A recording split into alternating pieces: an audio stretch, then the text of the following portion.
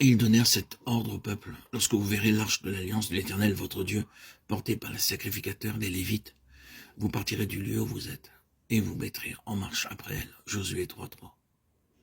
Le point central de ce que nous considérons maintenant, c'est ce fragment de verset. Les prêtres, les Lévites, portant l'arche. Dans ce livre de Josué, les Lévites ont une grande importance. Ils sont cités en grand nombre de fois. D'une certaine fois et d'une certaine façon, le chapitre, dans de nombreuses fois, tout entier tourne autour d'eux. Et c'est ce que signifient les Lévites en relation avec la plénitude céleste, dont je veux vous faire part, avec l'aide du Saint-Esprit.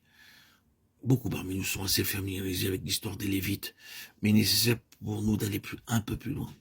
Dans ce livre de Josué, les Lévites sont présentés de trois manières. Premièrement, comme nous l'avons vu, ils portent l'arche de l'Alliance dans le lit du Jourdain et demeurent là avec elle. Comme nous l'avons vu dans le chapitre 5, 2000 coudées les séparaient du reste du peuple. C'est une très grande distance. Ensuite, Josué 14 déclare qu'il n'était donné aucun héritage aux Lévites. Dans le partage du pays, contrairement aux autres tribus, ils n'étaient répartis sur aucun territoire particulier. Il ne leur était donné aucun héritage dans le pays. Enfin, dans le chapitre 21, chapitre qui concerne les Lévites, vous trouvez que toutes les tribus devaient donner quelque chose aux Lévites, un emplacement, un lieu. Les Lévites étaient donc disséminés parmi toutes les tribus et leur domaine, leur portion, n'était pas limitée à un seul endroit, mais était en relation avec le pays tout entier, si bien que l'on peut dire que les Lévites étaient éparpillés à la surface du sol et partout en relation avec le reste du peuple.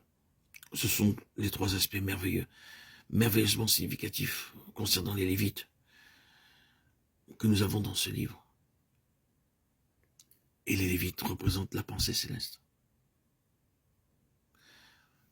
Revenons un peu en arrière. Vous rappelez-vous comment les Lévites ont été mis en évidence en tant que tribu? C'était à l'occasion du départ d'Israël, quand le veau avait été fait et qu'il s'écriait « Voici ton Dieu, ô Israël » Exode 34. Et qu'ils se sont tous éloignés du Seigneur. Moïse descendit, entendit et vit, détruisit le veau, se tint à la porte du camp et s'écria « Ah, moi, ceux qui sont pour l'Éternel », tous les enfants de Lévi s'assemblèrent auprès de lui.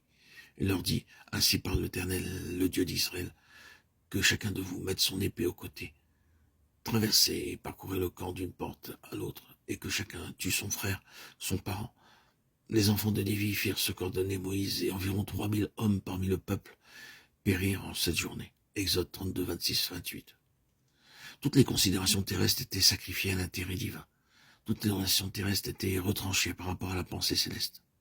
Toute émotion et sentiment naturel, tout ce qui était dans l'âme était simplement retranché dans l'intérêt de ce qui avait gouverné la sortie du peuple de Dieu. Car c'était dans la pensée de Dieu qu'il soit un peuple céleste, et ainsi ne plus être dans le système spirituel gouvernant ce monde. C'est cela qui caractérise les Lévites, car ils sont vus en tant que représentants de la pensée céleste de Dieu.